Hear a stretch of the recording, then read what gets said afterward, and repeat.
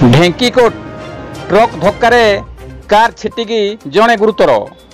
केन्दुझर विवाह भोजी खाई आज भोर 3टार एक स्विफ्ट कार भुवनेश्वर फेरुवा 4 जन सांग को ढेंकीकोट सर्विस रोड आरंभ में एक लुहापथर ट्रक पछर धक्का देवारू कारटी मेन रास्तार छिटिकी सर्विस रोड छिड़ा होता ट्रक एवं एक बाइक को धक्का देता।